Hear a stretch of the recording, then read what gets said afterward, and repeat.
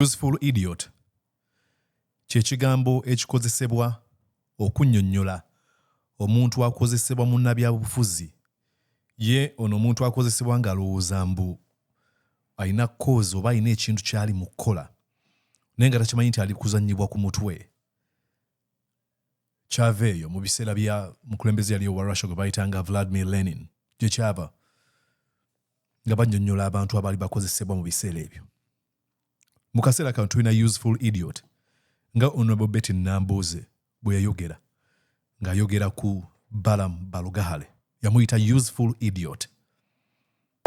Okugulirira abantu mu byobufuzi by'eggwanga ogwo muze mubi nnyo ne omuludde bwagira maama tulaawo mu ofiisi yange kubanga azze kutusiriwaza ono Balam simuvuma naye ndeeta bulesi kategole y'ebyobufuzi abalinga yewe babayita useful idiots. Ogamba otya eyo kansubire nti oli bulungi nze Mordecai Muriisa nkwebaza yonna gy'osinzira okubeera nga ogoberera endowooza zange zenteeka ku mikutu gyange gimunaayiza wala social media platforms nkwebaza. YouTube channel kubeera ku speed ya kika kya waggulu era nkusaba okubeera ng'oteekako subscription era njagala okutandika n'okubeera nga nkujjukiza ky'olunaku olwa bbalaza oba Mande ennaku z'omwezi 21 omwezi guno ogw'ekkumi omwaka guno 2024 agenda kubeera nteeka emboozi okuwayamu kwange kwe natuula ne President wa National Unity Platform ate era Ssenkulu wa People Power Robert Kyagulanyi Ssentamu alias Bobi Wine ng'atunnyonnyola ku bintu bingi nnyo. Natuula naye mu mboozi eyakafu exclusive nze naye ffekka ne tuwayamukko emboozi wandyagadde okubeera ng'ogifuna ssaawa emu ey'okumakya ku lunaku olwa bbalaza. So bw'otuuka ku YouTube channel n'omaliza okusubscribinga koona mu notification bell bakubuulire tunaateekayo emboozi eno. So njagala okubeera nga nkwebaza. It is very unfortunate that people can go through the same route and end up in the same way, and I mean abysmal way, but still people would want to take the same route. You would think with examples of the likes of Olaxis Isma or Abiriga or any other person who was a surrogate of Mr. Museveni, folks like Balam Barugahara would wake up from the slumber and realize that the intention of Mr. Museveni is to use, and after using you is to dump you. And I always ask myself the question is always, what's wrong with these people? Because I don't know, but I'm quite certain that you've heard this saying that a crazy or an insane person is someone who does the same thing over and over again, expecting different results. Balam is hell-bent on convincing himself that Museveni likes him more than he does his former doctor, retired Colonel Dr. Kiiza Besigye. This doctor who gave medication to Museveni when Museveni was at a time of a crisis fighting a government, a regime. Actually, not even one regime. But Museveni turned against his former friend, his former doctor. But Balam continues to convince himself. He continues to allow himself to be used as a pawn in Museveni's chase. And look, you would think that probably Balam Barugahara is a poor man looking for ways to survive. But without Museveni, Balam can still survive. So the question remains, why does he allow himself to be used while he knows or understands that the end game will be being dumped? I'll leave that question to be answered by you. Winnie Kiiza yaliko leader of opposition yayogedde ku bintu bye twalabye mbw abasibe abawagizi ba Bobi Wine NUP omuli Olivia Lutaya bakkiriza emisango. I was looking for the voice of reason, not only voice of reason, but a voice of experience to speak about this matter. Omuntu ayitako mweye embeera yabadde ku BBS Telefina n'ayogera ku bino byonna ngenda kuzanyira video eno, then on the other side I'll come to breaking ensonga emu ku emu, trying to highlight it, but for now watch this. Kiriretinga ne abanupu abakkiriza emisango naye nga olaga nti oba oli awo kibi nnyo. Oyinza okugezaako okutunnyonnyola statement yo ddala eyabadde yatadde ku tweet yo? Statement gye natadde ku X yange ng'eraga obutali bumativu banaffe ba political prisoners abagenze emmaaso g'omulamuzi ne bakkiriza emisango ate era nga bagamba nti babasonyiwe, naye ng'olaba nti bamu ku bo bavuddeyo nga bambadde butishat bwa yero nga tebakyayambala bwa nuupu, nga tebaagala kwambala bwa nuupu. Ebyo byonna bitegeeza ki? Nabireretinze nabiri ebyali ewaffe. Abantu babakwata 2016 ne bamala emyaka 7 mu komera nga tebakkirizibwa okugenda mu kooti. Mu kooti bagendamu nga bakyali mu magistrates court. Enaku lwezayita ezikkirizibwa mu constitution mu mateeka enaku 18 ne tugenda ow'omulamuzi nga twagala kusaba unconditional bail release kubanga twali tutuuse mu biseera ebyo ebikkirizibwa mu ssemateeka w'eggwanga nti omuntu bw'aba ali mu kooti ennaku ne zituuka 18 nga tewali awooza naye aba avaayo n'agenda. Ku olwo olunaku lwe twatuukayo twasanga nti kooti yatula kiro ne bagamba babakomitinze mu high court. Kati kuva ku olwo olunaku emyaka 6 yayitawo, abantu abali 200 mu musobyo 12 bali bafa nga bafiira mu komera. Emyaka 6 jaggwa nga tewali kooti gye bagendamu. Gavumenti nga bweraga buli lunaku nti eyina files namba nti tujja zeetika ku maloole eziraga ki? Obujulizi. Eziraga obujulizi. Abantu ne bagamba tuliredde. Ekyasooka batugamba nti abo balooya be mukozesa mubaleke mufune abalala, ffe nga gavumenti tugenda banoonyeza balooya. Ekyokubiri ne bagamba ne batuuka ew'Omusinga, His Majesty Omusinga w'obusinga bwa Rwenzururu, ne bagamba tukusaba ba politicians bo bagambe bave ku Winnie bave ku bigambo bino bwe batasirika.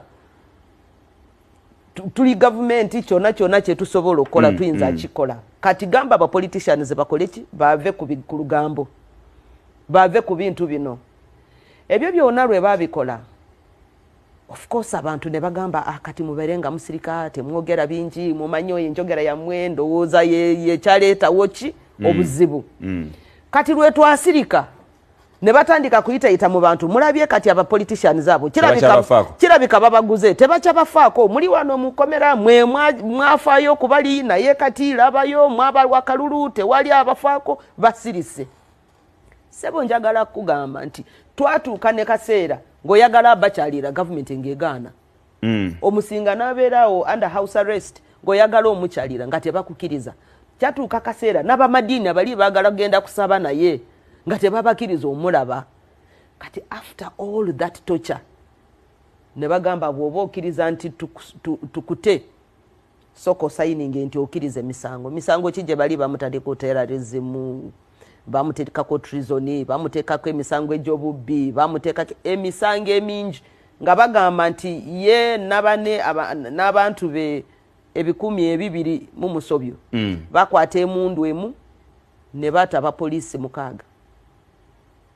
Abantu 200 ebyo 200 ne bakwata emundu emu, bakwata emundu emu kubanga bagamba gavumenti yali egamba nti mu bujulizi bwerina eyina emundu ejato omupoliisi ku Weybridge ekasese era emundu nga yemu yeyato omupoliisi mu police station ey'Ekidoodo, naye abantu 200 be bakozesa emundu eyemu, nga bakozesa emundu emu okuuta oli omupoliisi.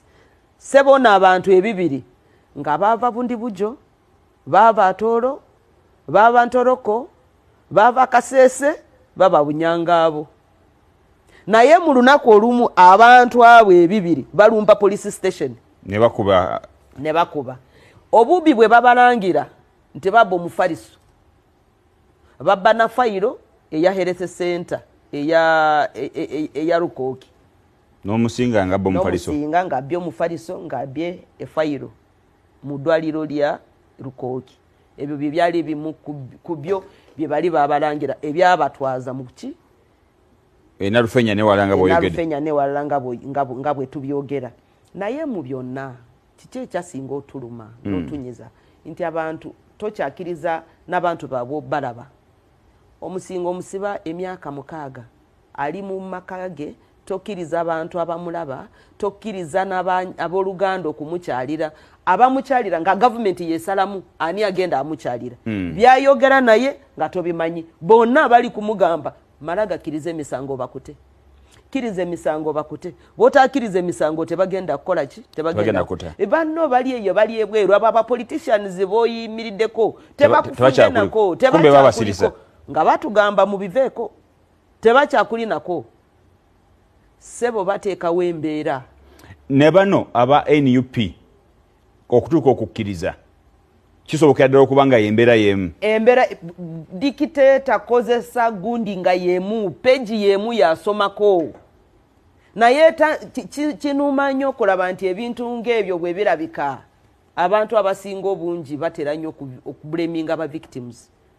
Oyinza kusanga ba victims bwoba otuna ebifaananyi byabuddeyo abantu abangi batunula ku ba victims. Kati kyemanyi bannafa balabaliga banange bulijjo ne gundi avuddeyo nga yambadde katishati kayero. Omwana abadde ayagala kwetaasa yalikoze eki? Omanyi kye yabaddeko mukomera. Oba oli awabadde obunafu mu opposition wabadde ebigambo bibadde bifuluma okyogeddeko tono nnyo wali ng'ogamba nti mwe baabasirisa ne babagana okwogera ku nsonga eyo nga baagala oli bamulage nti temufaayo ate era bali bakozesa institution y'obusinga. Bano ababaddeyo oba bagenze maaso n'okuba nti kati bakkiriza emisango balabye nga opposition ebadde tekola kimala kusobola kubajjayo. Sebo si kugamba nti opposition tekoze kimala. Yalikoze eki? Opposition buli lucha nga boogera ku baana bali mukomera. Bo nga balowooza ntujja kukozesa ki institutions za government eziriwo. Kooti n'ebirala. Kooti tugende mu parliament tuogere. Kooti marshal tutwale balooya bapulida bagende bawolereza abantu baffe. Kiki kye tutakoze? Buli muntu yenna akwatibwako ku bino ebiri mu ggwanga lyaffe abadde situka nga ayogera ffenna si banupu bokka. Nga buli avaayo agamba political prisoners mubate. Kubanga ye Museveni bw'omulaba buli muntu yenna agamba nti Museveni ave ku ntebe. Sebo akukwatira mu gundi mu kategori emu n'abarebu. Winnie Kiiza nobeera n'abayekera. Winnie Kiiza nobeera muyekera, tobeera political opponent, obeera muyekera. Emundu ejakozesa ku barebu jaba kukozesaako. So nekirala ndowooza ayagala kunafuya opposition. Ayagala kunafuya opposition. Kati bali yebwa abakwata. Sebo akwata abaana nakwata ne balidazi baabwe. Mu 2 days abalidazi baba bavuddeyo. Kati nga bagamba temulaba. Balidazi baamwe be mubadde mwesigamye. Baliwa. Bo baliwa. Bagenzi. Bo bali mu maka gaabwe. Mwe muli wano. Tekiniike okujjayo leader wamwe. Yena adde waka. Adde waka. Ebe yagala kukola ki? Kunafuya mmwe emitima. Kunafuya bali emitima. Bamanye nti tubadde tulowooza tuli naye. Yatulesewo wano. Kati gwali ebweru. Notandika agamba nze kangende nkozese nanga amaanya gensobola okukozesa. Okusobola okuva okujja. Nga kozese okulaba nti abali mu kadukulu bavaayo. Kati bwoba okozesa amaanya ago. Abantu balikoze ekyo abantu gabali mu prison y'ekitali. Ate no Museveni si muntu ogogamba nti katunonya abantu abalala bagende nabo bekalakasi. Ye talina nga bwe twamulaba wano nga bw'ata abantu ku streets ze Kampala. Nga bwe twamulaba nga bw'ata abantu mu lubiri olw'Ekasese. Talina yadde ekimukwata ku bwongo nti bwemba nzisa abantu mpamenya amateeka. Political future eya Uganda eyimiridde etya nga embeera bweti judicial system egenda kulaga nti bapleadinze guilty na bwe kityo ne bakubaawo enteekateeka ekolebwa. Usually omuntu bwapleadinga guilty aservinga punishment. Abapleadinze guilty ate babatadde babaliriizinze.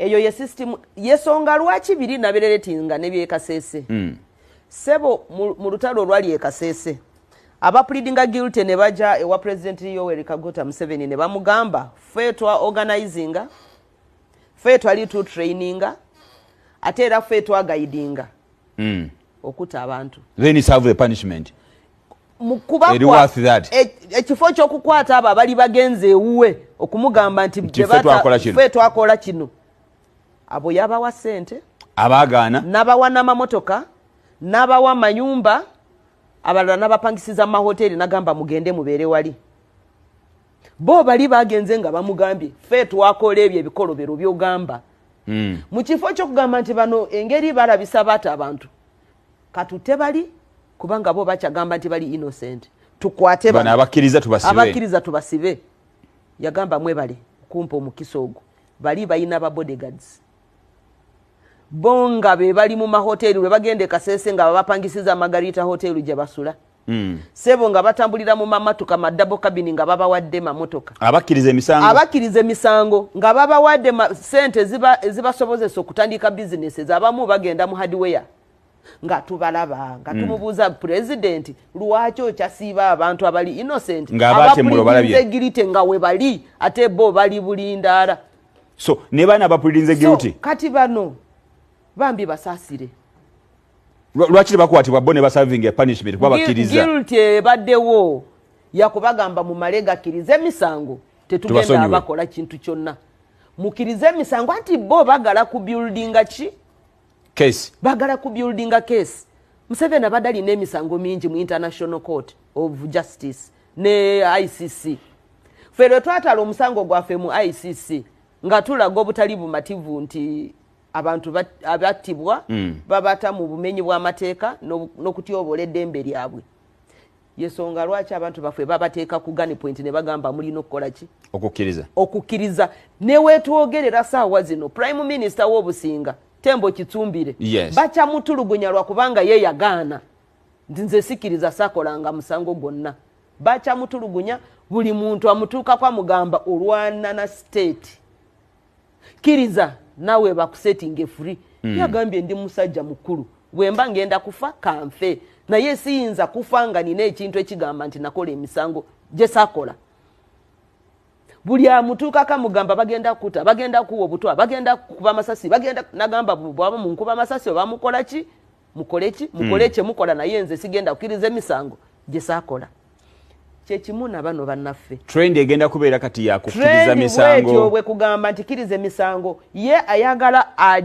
ayeje kuki mu maaso g'abantu ebweru eyo abagambe nti benabaga mukulu yoyo Kitsumbire wuuyo ayagala mu maaso g'abantu naddala b'ebweru n'abalala bakyamukiririzaamu muno yalage nti bantu benatta bali balina emisango kati kwabo abaana ba Nuupu beyakwata yabakwata nga kigenderedde ekyogamba nti kamba tulugunye bwe mala oba tulugunya baveeyo bakole ki bakirize emisango ndyoke mbiraga abantu mu lwatu nti bano be mwali mugamba nti bali ba political prisoners be bali bata abantu ku police stations be bali bakola bino ebikolobero naye yo mu butuufu eyo gani yakozesa okulwanyisa abantu abatakiriza mu and rightly so because ensonga ezimu zaakonyeeko Museveni alina trend gyali mu kuteekawo trend eyo ey'okuba nti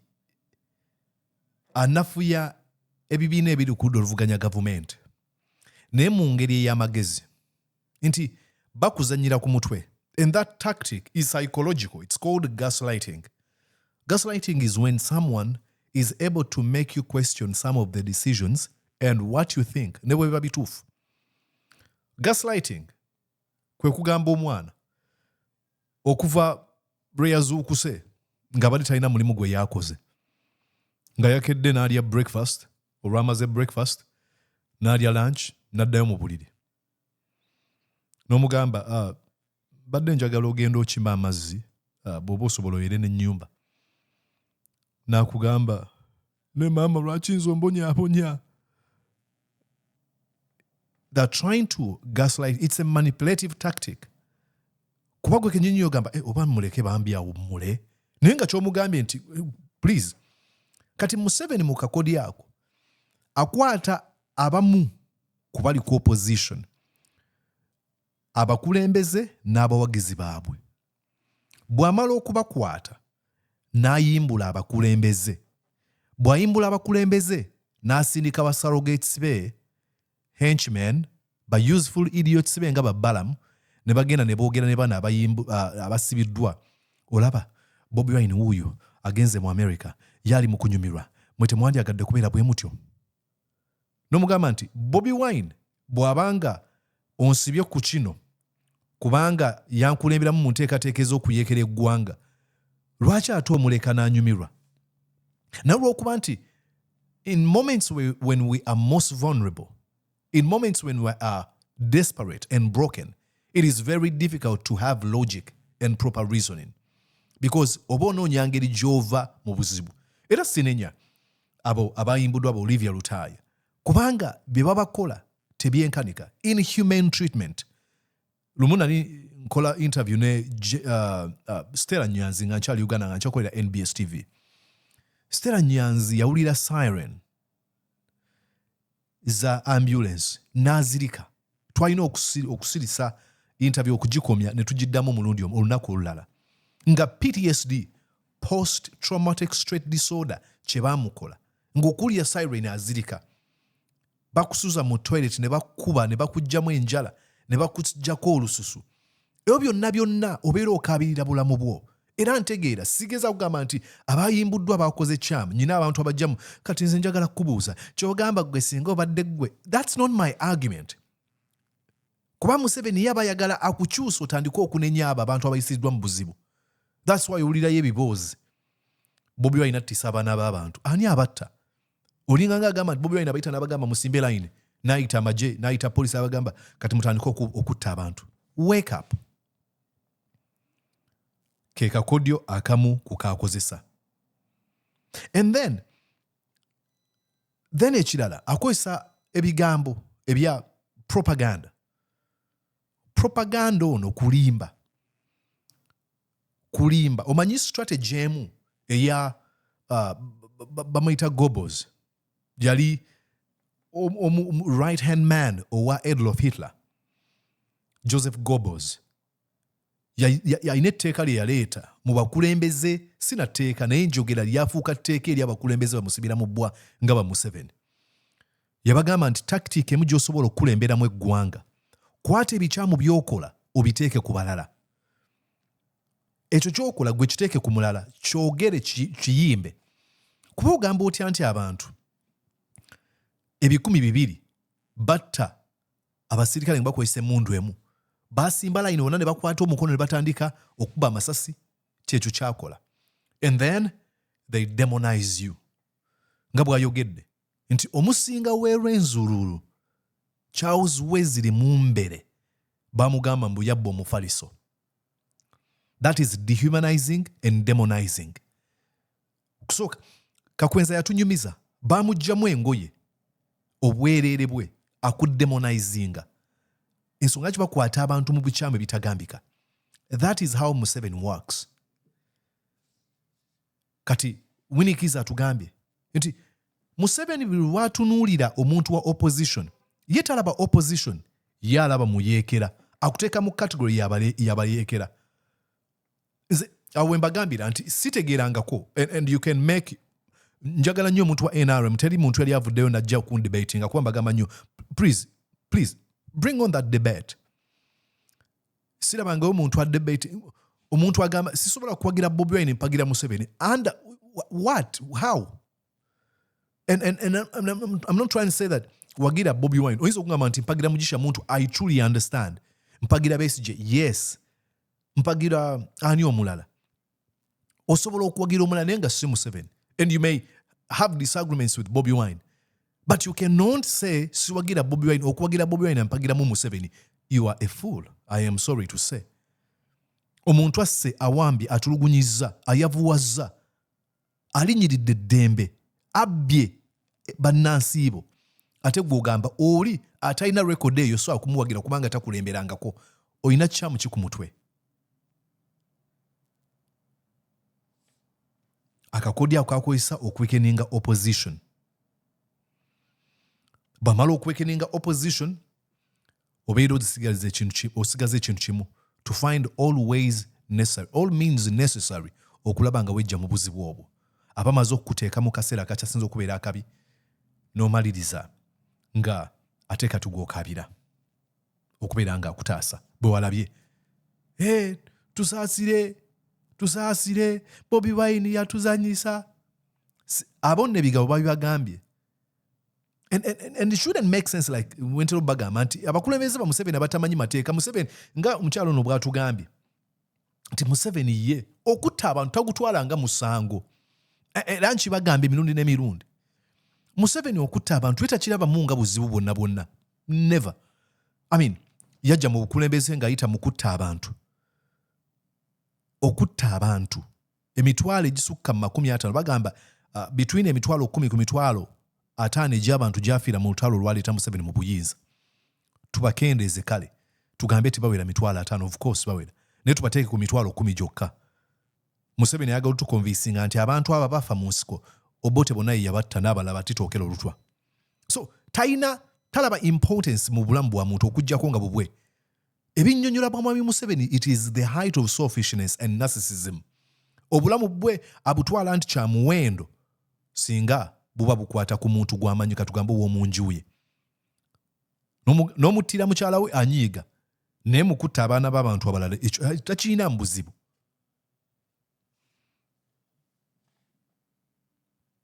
Nature lwaki akola kino? Winnie Kiiza atubuuliddemu ebintu byonna by'ayogedde.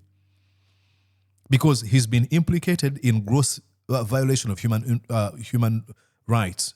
He violates human rights. And not only that, in so many other incidences, cruel, mean, extremely dangerous ways he's treated the Ugandan people. And as a result of being implicated, he's trying to find ways of how he can vindicate or absolve himself. And what is he going to do? Is to coerce people into pleading guilty. Then he will have a reason to speak to the International Criminal Court and International Court of Justice and tell them, see, I told you these folks were, terrorists or batujo, babayekera rebels. Now I'm absolved. Sabasiba buzibu nabonna. Yensonga lwaki akola ebintu bwe bityo. It is very, very, very sad. Naye yeyo ye modus operandi gy'akozesa. But as I end this video, I want you to listen to this man, bamuyita Balam Barugahara. The important thing that has made me happy is Oliver Lutaya. She was among the first to say, I committed. So now that has exonerated government, because it has always been a talk, Oliver Lutaya, jailed for nothing, Oliver Lutaya. Now she has said I committed the offenses. So since she has not wasted court time, it is still my appeal to court. Though I am not supposed to appeal to court, but I am appealing to the Lord to descend into the heads of the chairperson of the court martial to give these young people a lenient sentence. Then we shall start from there. But I will not stop at that. Still, I will appeal to my chairman, who is my president, His Excellency Museveni, just like he has pardoned so many others previously, to give them a pardon, so that these young people can be incorporated in society and they contribute to the country's development. The most important thing that has made me happy is the admission of Olivia Lutaya. Because Olivia Lutaya, having been the face of these people that were arrested, yabadde nga deal breaker. Ayagala kukutula deal eno. Okulaba nga imbirira agamba musanyufu nnyo. N'asaba mbu bamuwe lenient punishment oba sekyo bamupardoninge basobole okubeera incorporated into society bazimbe eggwanga. Bano be bagamba nti mubawe ekibonerezo ekyangu. Museveni waba asobola abasonyiwe emisango gye babalanga ogimanyi, butujju, buyeekera, kubeera na byakulwanyisa. Mbulira we kiri, wali okiwuliddewa nti America ekutta omutujju negamba bambi, nga minisita wa America agamba bambi bamuwe ekibonerezo. Mbadde nsaba Museveni amusonyiwe. Tusobola katugambe, imagine this. Let me try to paint an image or draw scenarios in your mind. Tugambe nti waliwo omuyeekera ateekateeka kutta mukulembeze wa America Joe Biden ng'alina n'ebyokulwanyisa olukwe weeruli ne bamukwata nga bannansi bamanyi ono abadde akikola ne wabaawo minister secretary aservinga mu cabinet ya Biden n'agamba naye manyi musonyiwe nsaba Biden amusonyiwe okiwulira wa but because I told you enkola y'abamwami Museveni ebintu byeboogera it doesn't make any sense at all tebikola mulamwa kubanga bya kiyaaye bya kibuyabuya and they are not ashamed okubeera nga boogera bino ebintu mu camera but Balam, I want you to look into my eyes. I'm speaking to you. Balam, omusajja oyo gwolaba ku screen omuyita Joseph Goebbels. Y'omu ku baali abasajja ab'oku mwanjo aba Adolf Hitler. Yali wa ku mwanjo nnyo nga bwe njogedde. Yatandikawo enkola eyo. Mbu omuntu yenna gwe bw'okola ekikyamu kisibe ku munno. Yatta abantu abatagambika. Ebintu ebikyamu ebyakolebwa bingi nnyo. Okutta Abayudaaya bangi abattibwa. Yali wa ku mwanjo ne mu kiraamo kya Adolf Hitler yalimu nti Adolf singa ava mu buyinza omusajja ono yamuddira mu buyinza. Era bwe kyatuukirira yamuddira mu buyinza naye obuyinza bubeeramu olunaku lumu lwokka. Amagye agaali gegasse aga Allied nga gazze. Ebintu nga bimusobedde. Joseph Goebbels kye yakola ye ne mukyala we betta ne bawa n'abaana baabwe 5 obutwa obwa cyanide. Why? Lwaki omuntu abeera n'agamba kampeereze bulungi abantu kanwanire obukulembeze obulungi naye abasajja bakumanipulatinga nti ne bw'olaba vidiyo eno mu kifo ky'okugamba gaayo ono biki byayogera ku biyinza okubaamu omulamwa ekirowoozo kyo kijja mu mutwe ne kigamba tumuwambye tutya tumutulugunyiza tutya singa afa. That is how corrupt and evil your mind has been dominated. That you even look at a person who is giving you advice, who is telling you that, hey, there are some better ways of leading. Nga gugamba tumutta tutya. It is very unfortunate and you should be ashamed of yourself. You're watching Mordecai Marissa Political Commentary. Please consider subscribing to help grow Uganda's Voices of Struggle ecosystem. Thank you. All right. I think I will stop here. I ask you to subscribe to my YouTube channel and I'll be back here once again. But I told you next month, on Monday, on the 21st, I'll be releasing the interview I had with President of the National Unity Platform, Robert Chagulanyi Ssentamu alias Bobi Wine. You want to watch it. And please, if you find this content worth sharing, please do share. Kwata link jiteeke mu groups zonna zolimu oba abantu sekinnoomu ate subscribinga. Nze Mordecai Murisa tudingana olulala weeraba. Did you enjoy what you just watched? I'm going to guess that you did. How about you consider subscribing to Mordecai Marissa YouTube channel? Thank you.